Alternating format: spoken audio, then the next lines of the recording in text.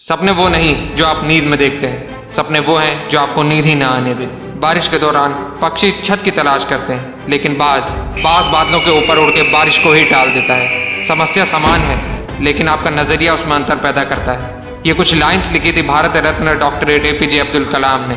आज की इस वीडियो में मैं आपको कलाम सर की कुछ ऐसे किस्से सुनाने वाला हूँ, जिससे सुन के दोस्त तेरे सोचने का नजरिया बदल जाएगा और तुम अपने अंदर एक नई एनर्जी फील करोगे। दोस्त, तुम्हें पता है कलाम सर ने शादी क्यों नहीं की? उसका सिर्फ एक रीजन था, और वो रीजन था वो सबसे ज्यादा अपने काम से प्यार करते थे।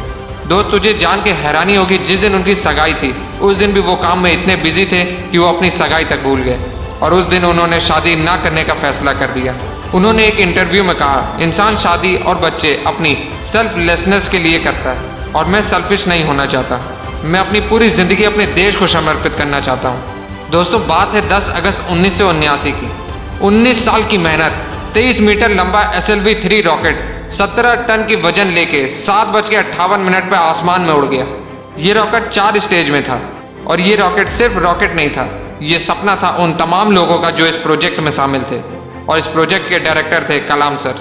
वो रॉकेट पहली स्टेज तो पार कर गया, लेकिन दूसरी स्टेज में जाने के बाद रॉकेट ने काम करना बंद कर दिया, और 317 सेकंड के बाद कलाम सर और उनके लोगों का सपना कचरा बन के श्रीहरिकोटा से 560 किलोमीटर दूर समंदर में जा गिरा। दोस्त, क्या हालत हुई होगी उस वक्त कलाम सर और उन बाकी सारे साथियों की, जब उन्होंने 19 साल की मेहनत, उनका सपना कुछ ही सेकंड में समुद्र में कचरा बन के बिखर गया। कलाम सर कहते थे कि उस वक्त अंदर से मैं इतना टूट गया था कि मैं बिस्तर में जाके घुस गया, मेरी आंखों से आंसू बहने लगे। लेकिन दोस्तों, कलाम सर हार मानने वालों में से नहीं थे। वो कहते थे, पहाड़ की चोटी से उतरने से पहाड़ चढ़ने का तजुर्बा नहीं मिलता, जिंदगी पहाड़ के चढ़ानों में मिलती है, चोटी पे नहीं। कलाम सर भी इसी तरह एक एक कदम आगे बढ़ते रहे। और दोस्तों, 1 साल के बाद 18 जुलाई 1980 सुबह 8:03 पे हिंदुस्तान का पहला सैटेलाइट रोहिणी अंतरिक्ष की ओर निकल पड़ा, और अगले 2 मिनट के अंदर रोहिणी सैटेलाइट अंतरिक्ष में था। कलाम सर ने बताया कि उन्होंने उस दिन जिंदगी के सबसे अहम पल जिए, क्योंकि उस दिन उनकी 20 साल की मेहनत अंतरिक्ष में थी। दोस्त, उस दिन हमारा देश उन चंद मुल्कों में शामिल हो गया जिसके पास सैटेलाइट लॉन्च करने की ताकत थी।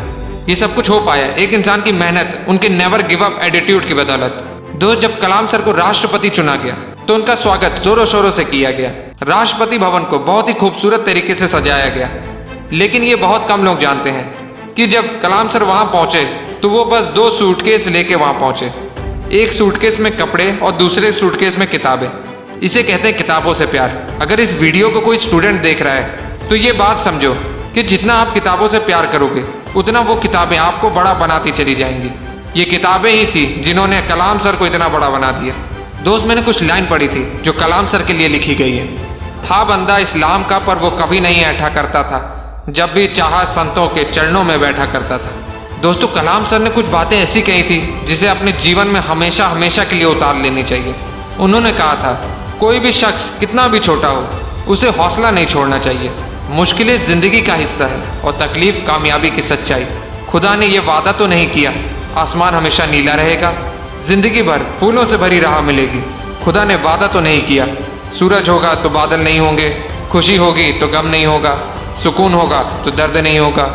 ये जिंदगी की सच्चाई है। अगर हम एक सांस लेंगे तो एक सांस छोड़नी पड़ेगी। अगर कुछ हासिल करना है तो कुछ खोना भी पड़ेगा दोस्त। इसलिए अगर सूरज की तरह चमकना चाहते हो तो सूरज की तरह जलना सीखो।